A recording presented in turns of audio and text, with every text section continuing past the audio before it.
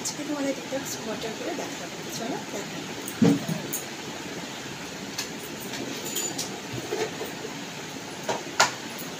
প্রথমে আমি একটা বোতল নিলাম, ঠিক আছে? এই বোতলে তুমি 1 বোতল জল ঢালো। এরকম জলটা ঢালছি। এই জলটা ঢালার পরে তুমি কি করবে, এর মধ্যে তুমি শসা, জিঞ্জার, লেবু, তারপরে টার্নিপ, হ্যাঁ সব দিতে পারো। আমি আজকে টার্নিপটা আনতে পারিনি, তো এই জন্য আমি শসা দিচ্ছি। এদিকে আমি শসা দিচ্ছি, এই যে শসা দিচ্ছি, দেখতে পাচ্ছ?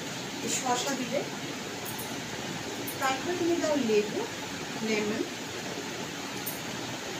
লেমন দেওয়া হয়ে গেল। লেমন দেওয়ার পরে তুমি এই যে জিঞ্জার আমি নিয়েছি, এই জিঞ্জারটাকে আমি দিয়ে দিলাম। তো দিয়ে দেওয়ার পরে এইটাকে আমি কী করবো, ফ্রিজে রাখবো।